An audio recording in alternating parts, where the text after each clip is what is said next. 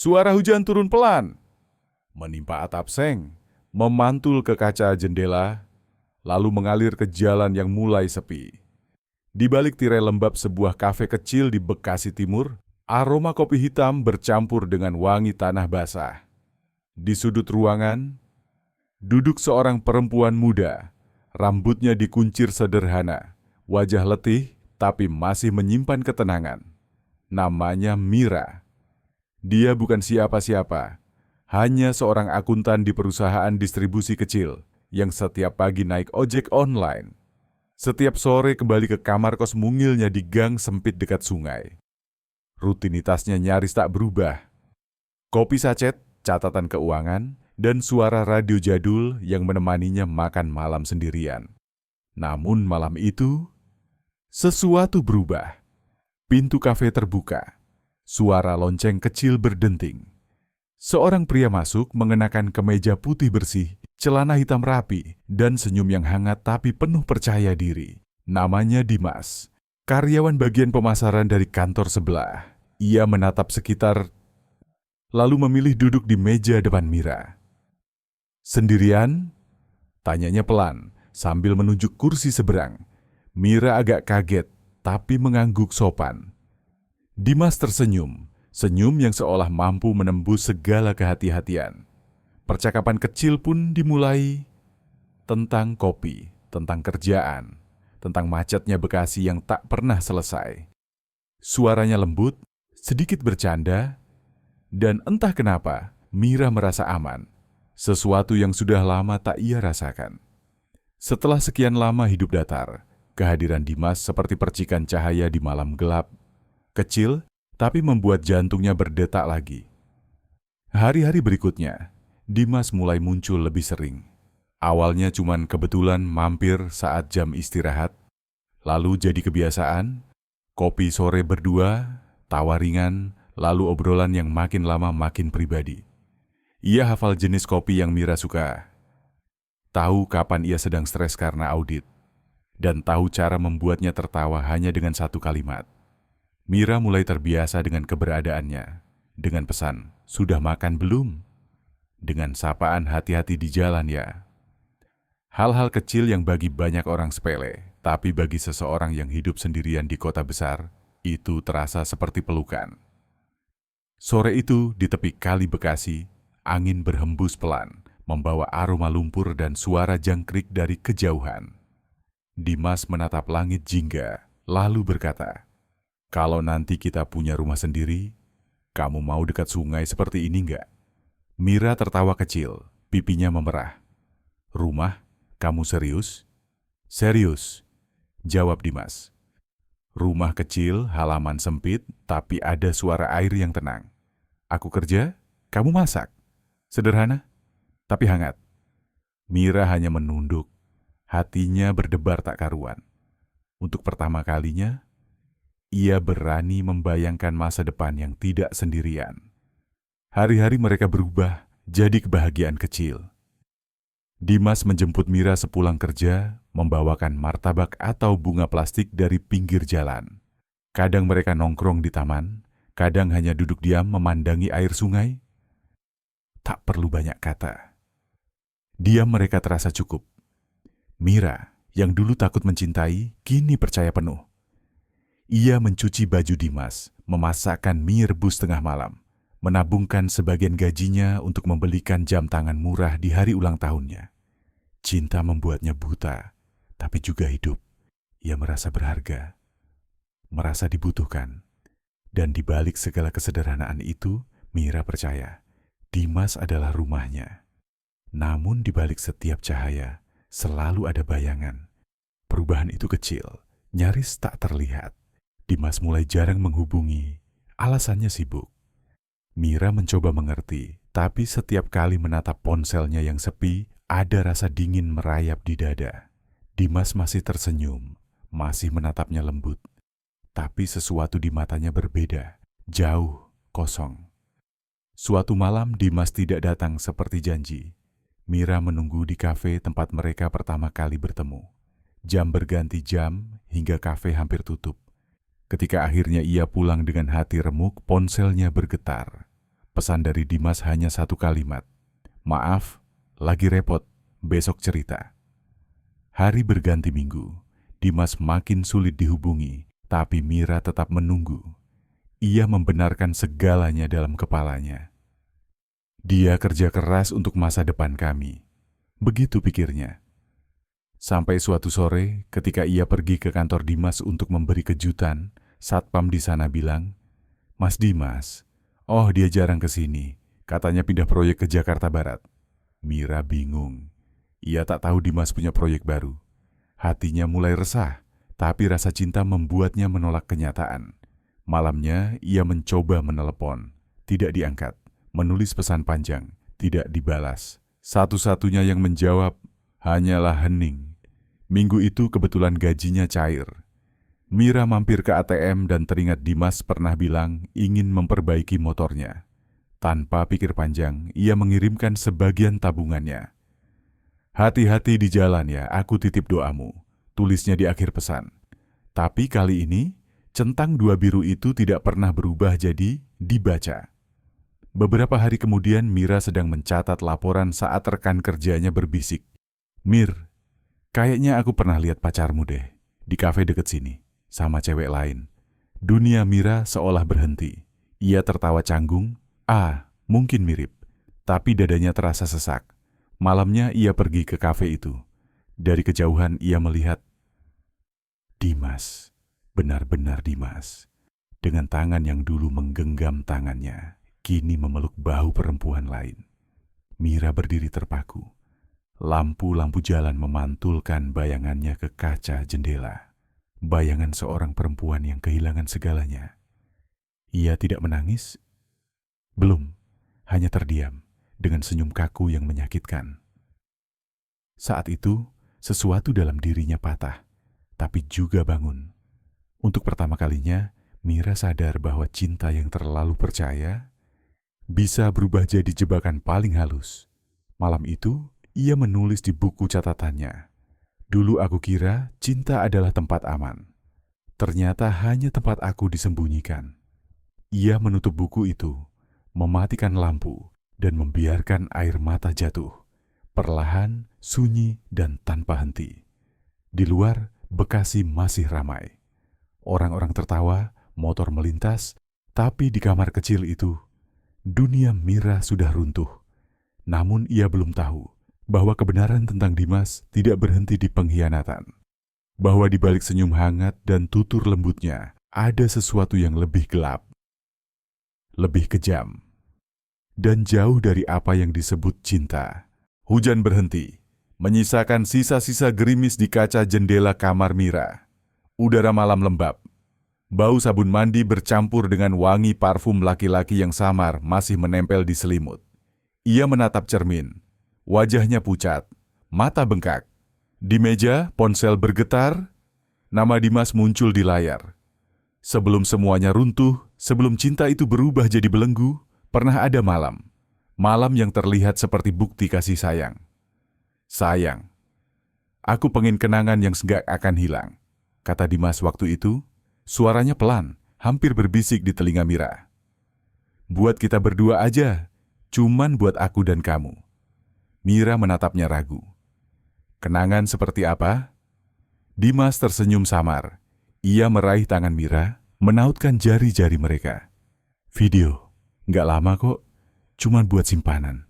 Supaya nanti kalau aku kangen, aku bisa lihat kamu." Mira menunduk, wajahnya memanas, hatinya berdebar, antara malu dan percaya. "Cuma buat kita kan?" Suaranya nyaris tak terdengar.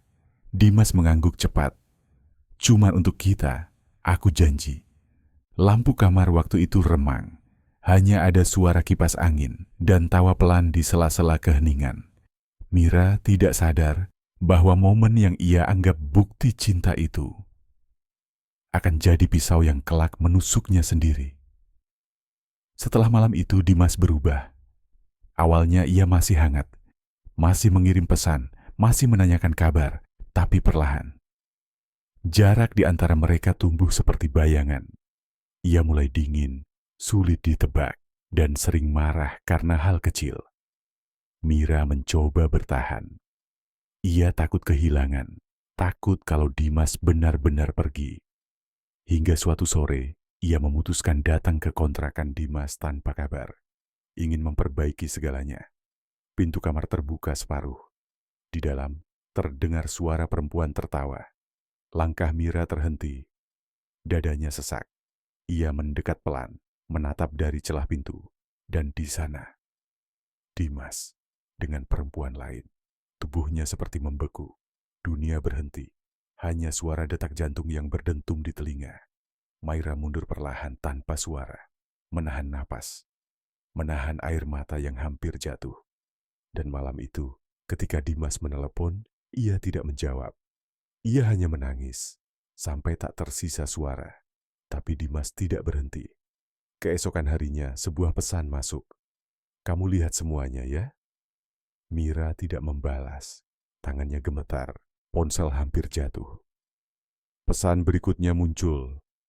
"Kalau kamu berani putus, aku sebar video itu." Dunia Mira hancur dalam 1 detik. Video itu, yang dulu mereka rekam bersama, yang katanya hanya untuk berdua, sekarang jadi ancaman. Malam-malam berikutnya jadi neraka. Setiap kali ponsel bergetar, Mira merasakan tubuhnya kaku. Jantungnya memukul-mukul dinding dada. Ia takut. Takut pada pesan, takut pada telepon, takut pada bayangan dirinya sendiri. Makan tidak lagi terasa penting. Tidur menjadi siksaan. Setiap kali menutup mata, ia melihat wajah Dimas. Tersenyum dingin dengan ponsel di tangan. "Jangan bikin aku marah, Mir. Kalau kamu nurut, aku nggak akan sebar." Kata-kata itu berulang. Setiap malam, seperti mantra jahat. Awalnya Dimas hanya ingin Mira tetap datang menemuinya. Lalu ia mulai meminta lebih. Uang, waktu, bahkan tubuhnya dengan ancaman yang sama. Mira mencoba menolak, tapi suaranya selalu kalah oleh ketakutan. Ia tidak tahu harus minta tolong ke siapa. Ia takut orang akan menuduhnya murahan, salah sendiri. Hari-hari di kantor berubah jadi penyiksaan batin. Teman-teman bercanda, tertawa. Sementara Mira duduk membisu, setiap kali ada notifikasi masuk, ia spontan menyembunyikan ponsel di bawah meja. Di rumah, ia menutup semua tirai. Tidak mau keluar, tidak mau bicara. Hanya menatap layar kosong, menunggu bom waktu itu meledak kapan saja. Dimas tahu ketakutannya, dan ia menikmatinya. Ia seperti pemain wayang yang mengendalikan tali-tali kehidupan Mira. Menarik pelan setiap kali ia mencoba berontak. "Kalau kamu pergi, aku posting sekarang. Kalau kamu diam, aku bisa jaga rahasiamu." Dimas memegang kendali penuh, dan Mira hanya bisa tunduk. Suatu malam, ia berjongkok di kamar mandi, menatap bayangannya di lantai basah. "Kenapa aku bodoh sekali? Kenapa aku percaya?" Suara itu keluar di sela tangis pelan. Tubuhnya gemetar. Kepalanya berdenyut, pikirannya kabur. Ia menyalakan keran air, berharap suara air menenggelamkan rasa takut. Tapi suara ancaman itu tetap bergema di kepala. Beberapa hari kemudian Dimas mengirim pesan baru. "Aku butuh uang, transfer sekarang, atau kamu tahu akibatnya." Mira menatap saldo rekeningnya, hampir kosong. Ia mengirim apa yang tersisa, tanpa berpikir, tanpa berkata. Ia hanya ingin semuanya berhenti, tapi tak pernah berhenti. Dimas semakin berani, semakin kejam, bahkan mulai mengirim potongan klip pendek ke ponselnya sebagai pengingat bahwa ia masih berkuasa. Setiap kali melihat dirinya sendiri di layar, Mira ingin memecahkan ponsel itu. Tapi ia tak berani. Kalau ponsel rusak, ia tak bisa tahu apakah Dimas sudah menyebarkannya atau belum. Ia hidup di antara dua ketakutan. Takut dilihat dan takut tidak tahu kapan ia dilihat. Di luar, hidup tetap berjalan. Langit Bekasi tetap macet, tetap bising. Orang berdesakan di stasiun, tertawa di kafe, memotret makanan. Dan di tengah keramaian itu, ada seorang perempuan yang perlahan kehilangan dirinya sendiri. Matanya kosong, senyumnya hilang. Suara tawa yang dulu ringan kini tak terdengar lagi. Suatu malam, Dimas menelepon. Suaranya datar. "Kamu tahu, Mir, aku sebenarnya nggak mau jahat, tapi kamu maksa." Mira menggigit bibirnya, menahan tangis. "Kenapa kamu lakukan ini? Kenapa?" "Karena kamu milikku. Kalau aku nggak bisa punya kamu, nggak ada yang boleh punya." Kata-kata itu seperti belati menembus dada. Dimas tidak hanya mengambil privasinya, tapi juga memenjarakan jiwanya. Dalam kesunyian malam, Mira menatap jendela yang berkabut. Di luar, air kali berkilat memantulkan lampu jalan. Ia berpikir, kalau saja malam itu ia menolak direkam, kalau saja ia lebih berani bilang tidak, mungkin sekarang ia masih bisa tertawa seperti dulu. Tapi semuanya sudah terlambat. Hidupnya kini hanyalah labirin ketakutan. Setiap langkah bisa memicu ledakan baru. Setiap pesan bisa menghancurkan reputasi, pekerjaan, masa depan. Dan Dimas tahu itu. Ia terus menekan, terus menuntut, sampai Mira tak lagi punya sisa tenaga untuk menangis. Pagi itu, matahari muncul pucat. Mira duduk di tepi tempat tidur, memegang ponsel yang sudah berisi ratusan pesan ancaman. Tangan kirinya gemetar, tapi matanya tak lagi berkaca-kaca. Ia tahu, kalau ia terus diam, tidak akan ada akhir untuk siksaan ini. Tapi untuk berbicara, butuh keberanian yang lebih besar dari rasa takutnya sendiri. Ia menatap pantulan wajahnya di layar hitam. Wajah seorang perempuan yang dulu lembut, kini tampak asing, rapuh dan lelah. Namun di balik mata yang kosong itu, ada sesuatu yang mulai tumbuh perlahan. Sebuah tekad kecil, nyaris padam, tapi masih menyala. Dimas boleh memiliki rekaman, tapi ia tidak akan selamanya memiliki kendali. Dan meski Mira belum tahu bagaimana cara melawan, di hatinya ada suara pelan yang berkata, "Cukup, sudah cukup." Pagi di Bekasi terasa berat. Langit abu-abu, udara lembab, dan suara motor lalu lalang terdengar seperti gema jauh yang tak berujung. Mira berdiri di depan cermin, wajahnya pucat, mata sembab. Ia sudah berhari-hari tidak tidur dengan tenang. Setiap kali menutup mata, suara Dimas kembali bergema di kepala.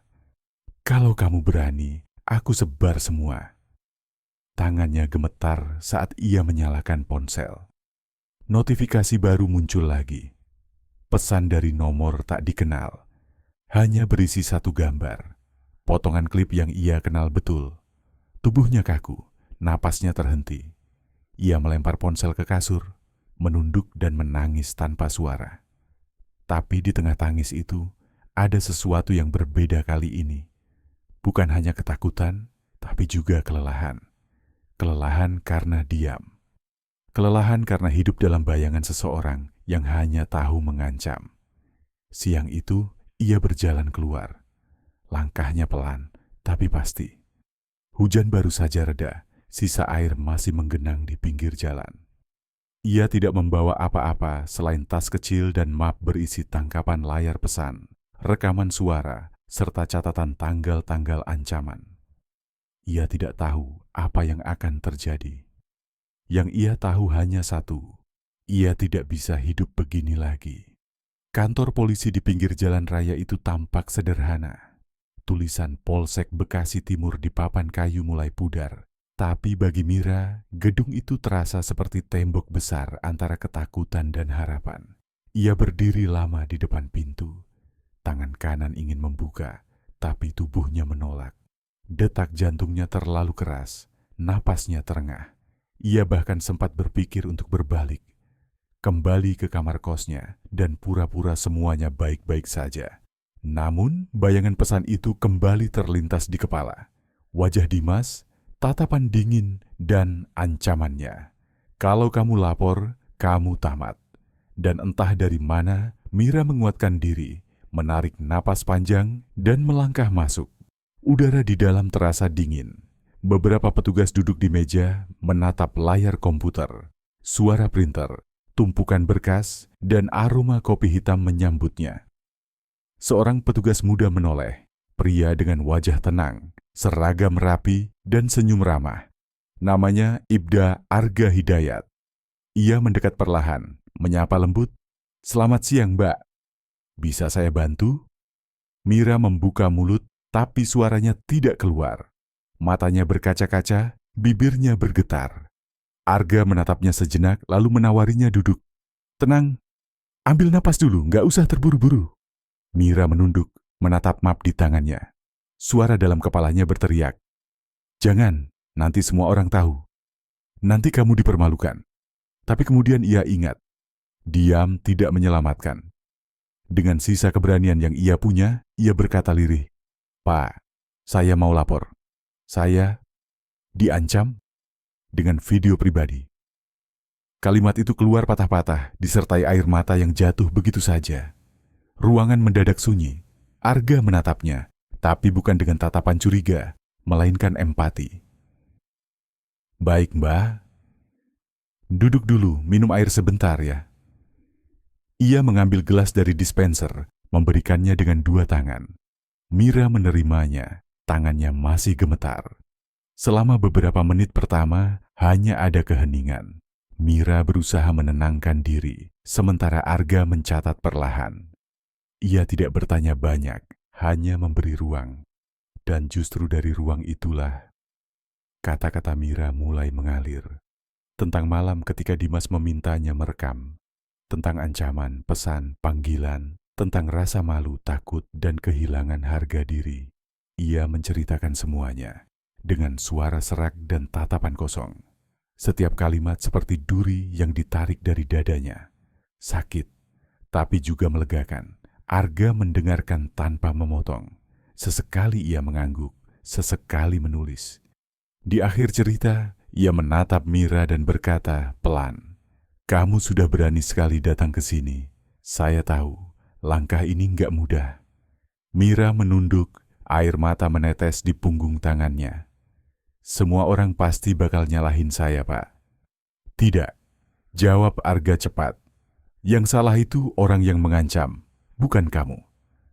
Arga kemudian memeriksa bukti-bukti di map, tangkapan layar, rekaman, pesan, transfer uang. Ia menuliskannya dengan teliti dalam laporan. "Semua ini penting, akan kami gunakan untuk melacak pelaku. Kamu simpan salinan aslinya. Jangan hapus apapun dari ponselmu ya." Mira mengangguk pelan.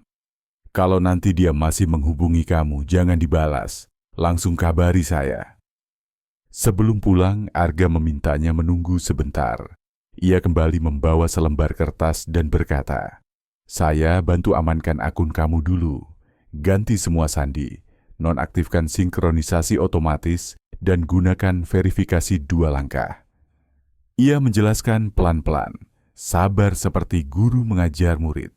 Mira mengikuti setiap instruksi, meski tangannya masih gemetar saat mengetik. Setelah selesai, Arga tersenyum kecil.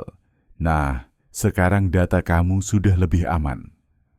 Untuk pertama kalinya dalam berbulan-bulan, Mira merasa ada seseorang di pihaknya. Rasa takut belum hilang, tapi ada sesuatu yang baru, kepercayaan. Ia menatap wajah petugas itu, lalu berkata pelan, "Terima kasih, Pak. Saya pikir nggak ada yang bakal percaya." Arga menggeleng. "Banyak korban seperti kamu, tapi kebanyakan diam. Kamu nggak sendiri, dan kamu baru saja melakukan hal yang paling penting, berani bicara." Saat keluar dari kantor polisi, langit sudah sedikit cerah. Angin membawa aroma tanah basah dari arah sungai. Di pelataran, bendera merah putih berkibar lemah. Mira berdiri sebentar, menatap ke depan. Ia masih takut, tentu saja. Dimas mungkin akan tahu ia melapor. Tapi untuk pertama kalinya, rasa takut itu tidak sepenuhnya menguasai dirinya. Ada secercah kekuatan yang tumbuh, seperti matahari yang muncul di balik awan setelah badai panjang. Malam itu di kamar kos yang sama, Mira menatap ponselnya lagi. Belum ada pesan baru. Ia tahu, ancaman bisa datang kapan saja, tapi sekarang ia punya tempat untuk berlindung. Ia membuka catatan di ponsel dan menulis satu kalimat. "Aku tidak diam lagi." Hari-hari berikutnya, Mira rutin dihubungi oleh Arga dan timnya. Mereka mengumpulkan data, memverifikasi nomor ponsel, dan menelusuri akun anonim yang digunakan Dimas. Setiap kali petugas menanyakan sesuatu, Mira menjawab dengan lebih tenang.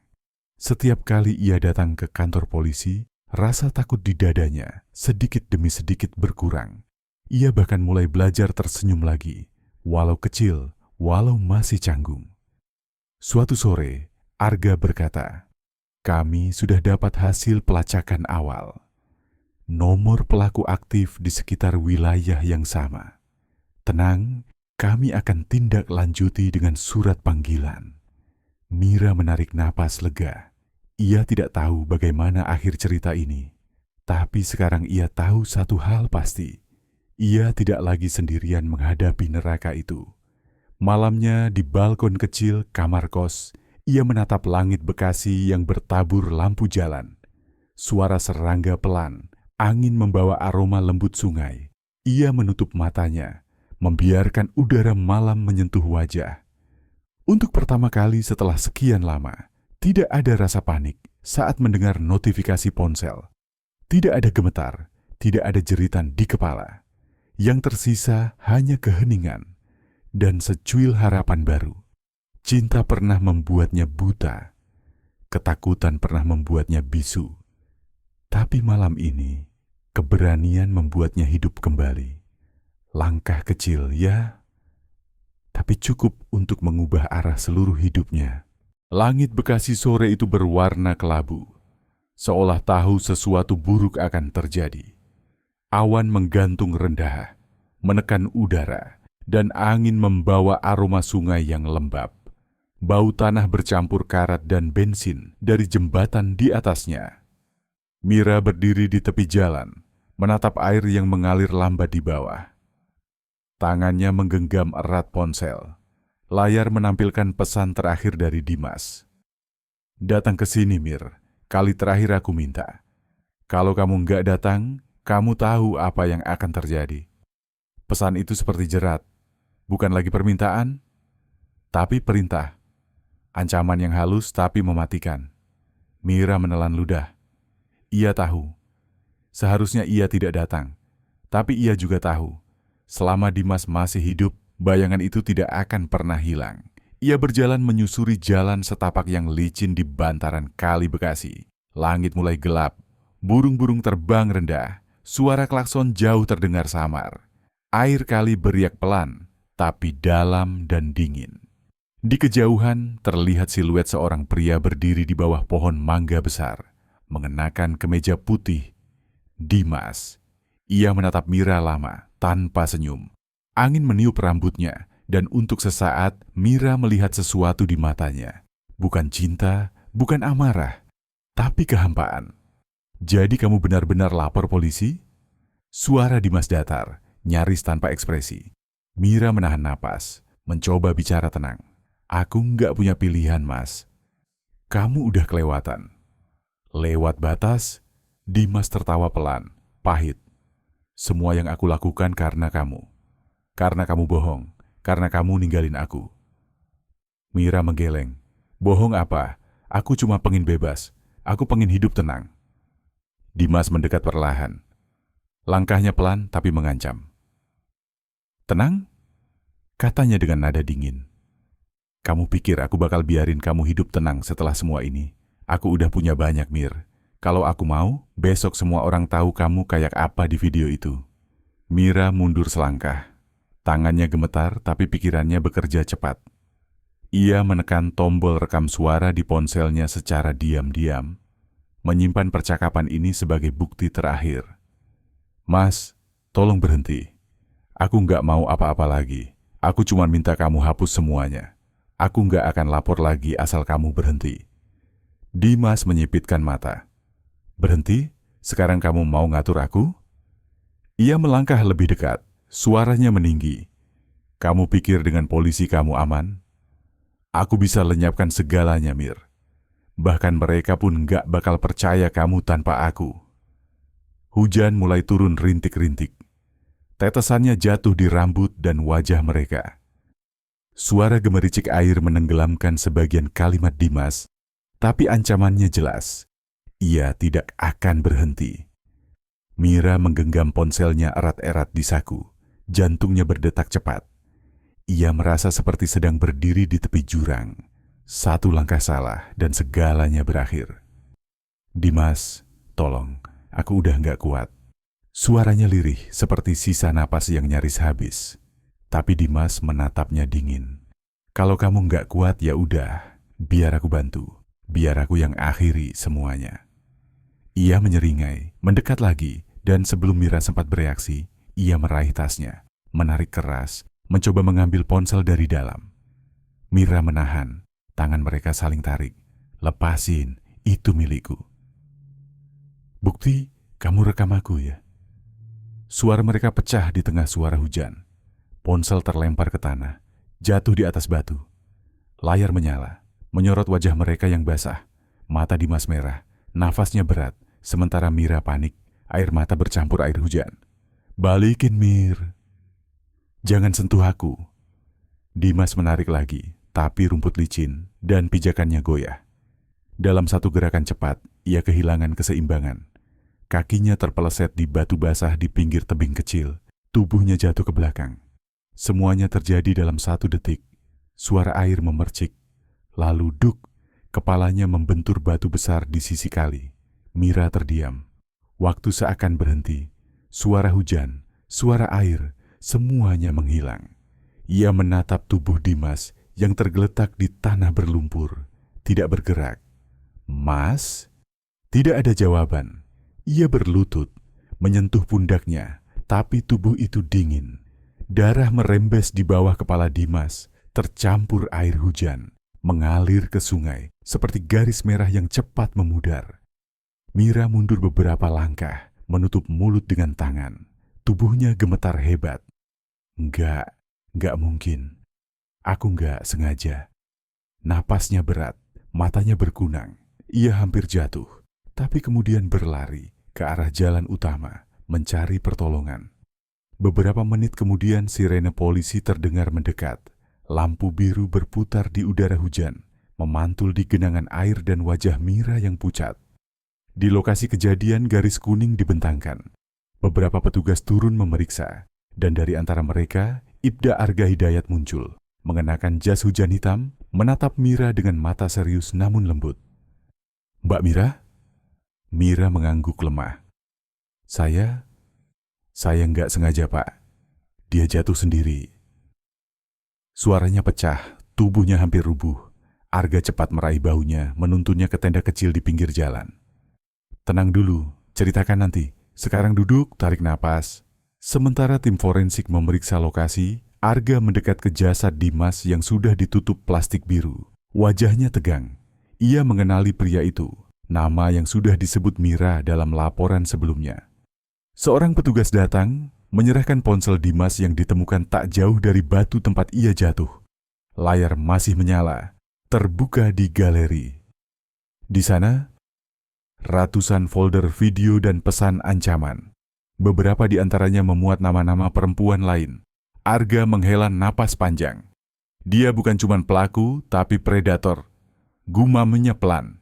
Ia menatap Mira yang duduk di bawah tenda, tubuhnya berselimut foil, mata kosong menatap hujan yang terus turun. Ia mendekat, berjongkok di hadapannya. "Mbak, dengarkan saya."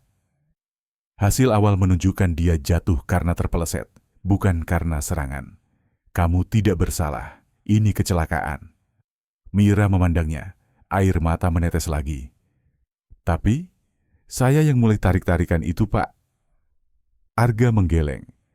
"Kamu mencoba mempertahankan diri. Itu namanya membela diri. Dan kamu sudah melakukan hal yang benar, melapor sebelum semuanya terlambat."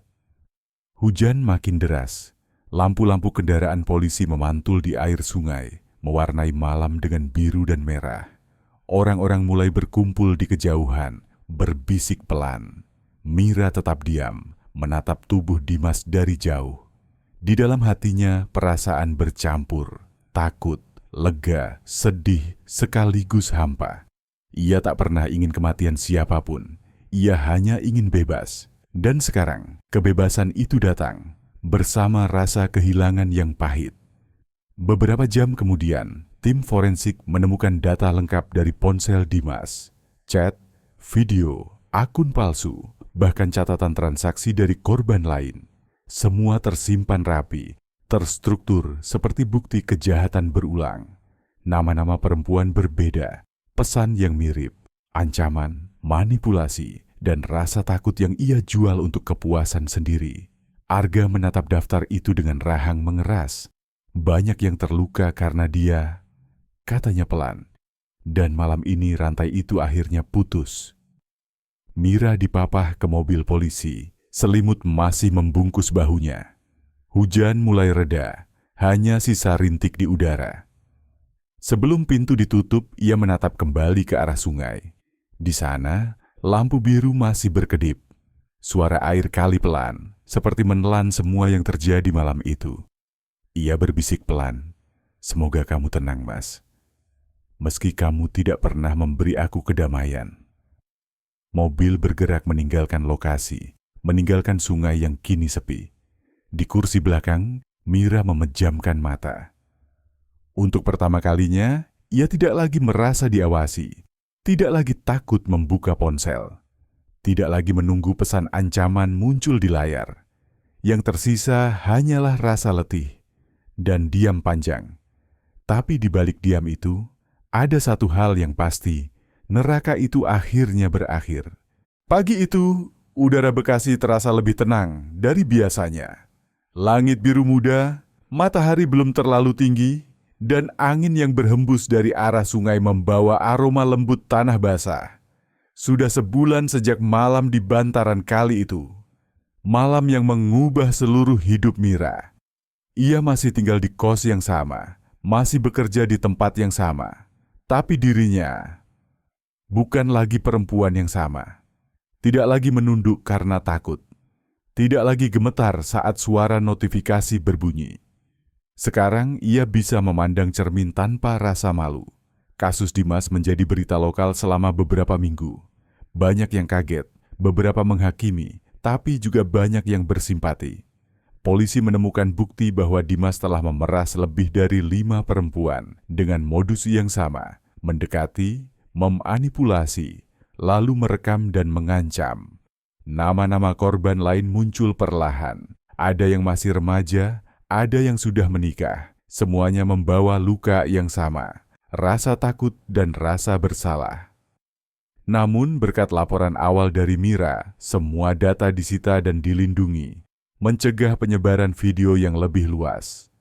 Mira sering dipanggil ke kantor polisi untuk memberi keterangan tambahan. Setiap kali datang, ia melihat wajah-wajah perempuan lain yang menunduk. Ketakutan, malu, tapi juga ingin bebas. Di sanalah, untuk pertama kalinya, Mira merasa dirinya punya makna lagi. Ia tidak hanya menjadi korban, tapi menjadi saksi yang membantu orang lain keluar dari kegelapan yang sama. Suatu sore, Ibda Arga Hidayat menemuinya di ruang tunggu kantor polisi. "Mbak Mira," katanya sambil menyodorkan amplop coklat, "ini surat resmi. Tim kami ingin kamu ikut membantu kampanye perempuan aman di dunia digital." Mira tertegun. "Saya?" Arga tersenyum kecil. "Ya, kamu. Ceritamu bisa menyelamatkan banyak orang. Kalau kamu siap, kamu bisa berbagi pengalamanmu dengan publik. Biar tidak ada lagi yang mengalami hal yang sama." Mira menatap lantai. Pikirannya terlempar pada masa lalu. Malam-malam penuh ketakutan, suara ancaman, dan rasa malu yang menyesakkan dada. Tapi kemudian ia mengingat hari saat ia datang ke kantor ini untuk pertama kalinya. Saat ia menggigil, tapi tetap berbicara. Ia mengangguk pelan. "Saya siap, Pak. Kalau itu bisa membantu." Beberapa minggu kemudian, sebuah acara kecil diadakan di aula kelurahan. Poster bertuliskan, "Perempuan dan Keamanan Digital, Jangan Diam," terpajang di dinding belakang. Mira duduk di kursi depan, mengenakan blus putih sederhana, ditemani oleh petugas kepolisian dan relawan komunitas. Ketika mikrofon diserahkan padanya, ia sempat ragu. Tangannya dingin, napasnya tersendat. Semua mata tertuju padanya. Ia menunduk sebentar, lalu mulai berbicara dengan suara pelan. "Nama saya Mira, dan saya dulu takut." Ruangan hening, hanya terdengar desiran angin dari kipas angin tua di sudut ruangan. Ada waktu di mana saya pikir, lebih baik saya hilang daripada semua orang tahu apa yang terjadi pada saya. Saya merasa kotor, malu dan sendirian. Tapi hari ketika saya memilih untuk berbicara, semuanya berubah. Ia berhenti sejenak menarik napas. Matanya berkeliling melihat para hadirin. Sebagian besar perempuan muda. Beberapa menatapnya dengan mata berair. "Kalau kalian merasa diancam, jangan diam. Jangan takut. Laporkan. Kalian tidak sendirian. Ada hukum, ada orang-orang yang mau membantu." Tepuk tangan pelan terdengar. Suara yang lembut tapi hangat. Mira tersenyum untuk pertama kalinya. Senyum yang tulus, tanpa beban. Sejak hari itu, hidupnya berubah arah. Ia mulai aktif di komunitas edukasi digital, memberi penyuluhan di sekolah, kampus, bahkan lingkungan kerja. Ia membantu orang-orang memahami bahaya revenge porn, sextortion, dan pentingnya menjaga privasi pribadi di dunia maya. Setiap kali bercerita, suaranya mantap, bukan sebagai korban, tapi sebagai penyintas yang menemukan makna baru dari lukanya sendiri. Namun di balik semua itu, masih ada hari-hari sunyi. Malam-malam di mana ia terbangun karena mimpi buruk, mendengar suara Dimas memanggil dari kejauhan. Ketika itu terjadi, ia bangkit pelan, berjalan ke balkon kecil, menatap ke arah Sungai Bekasi yang berkilat di bawah cahaya lampu kota. Air mengalir tenang, seperti waktu membawa pergi semua hal yang dulu menjeratnya. Suatu sore di akhir pekan, Mira memutuskan kembali ke tempat itu. Tempat di mana semuanya berakhir, dan juga tempat di mana kehidupannya yang baru dimulai. Langit senja berwarna oranye keemasan. Siluet pepohonan memanjang di atas air yang beriak lembut. Ia melangkah pelan ke tepian. Angin sore menyentuh wajahnya dengan dingin lembut. Bantaran kali itu kini bersih. Rumput tumbuh rapi. Ada bangku batu yang baru dipasang oleh warga. Tidak ada sisa darah, tidak ada bayangan malam itu. Hanya ada suara air yang terus bergerak, seolah berkata, semua sudah berlalu. Mira berdiri lama, lalu berlutut di tepi air. Tangannya terkatup di depan dada. Matanya menatap langit. "Mas, aku nggak dendam." Bisiknya pelan. "Kalau saja kamu tahu, cinta bukan tentang memiliki. Bukan tentang mengancam. Aku sudah maafkan kamu. Bukan karena kamu pantas, tapi karena aku ingin bebas."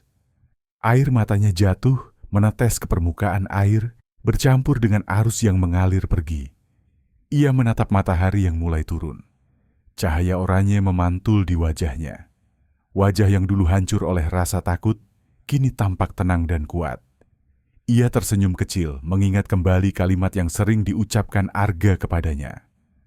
Keberanian bukan berarti kamu tidak takut, tapi kamu tetap berjalan meski takut. Dan ia tahu, ia sudah melakukannya. Malam itu, di rumahnya, ia menulis sesuatu di buku catatan kecil yang dulu pernah menjadi tempat ia menangis. Halaman terakhir penuh goresan lembut. "Aku tidak bisa menghapus masa lalu, tapi aku bisa mengubah artinya. Luka ini bukan aib, tapi pelajaran. Karena dari sinilah aku belajar tentang nilai diri, tentang kekuatan, dan tentang arti memaafkan." Beberapa hari kemudian, video dokumenter singkat tentang program edukasi digital ditayangkan di kanal berita lokal. Mira muncul di sana, wajahnya tenang, suaranya lembut tapi tegas. "Cinta bukan kendali, bukan ancaman. Jika kamu diancam dengan klip pribadi, berbicaralah. Hukum dan cahaya akan melindungimu." Kalimat itu menutup video, dan di layar muncul wajahnya, bukan lagi korban, tapi sosok perempuan yang menemukan kembali dirinya sendiri. Di luar, malam Bekasi kembali sibuk. Suara kendaraan, tawa anak-anak, bau gorengan dari warung pinggir jalan. Hidup terus berjalan, seperti air sungai yang tak pernah berhenti mengalir. Dan di dalam kamar kecil di lantai 2 itu, Seorang perempuan duduk di dekat jendela, menatap bintang pertama yang muncul di langit. Ia menutup matanya, menarik napas panjang. Di hatinya, tak ada lagi ketakutan, hanya ketenangan. Karena luka yang dulu membakar jiwanya, kini telah menjadi cahaya yang menuntun langkah orang lain.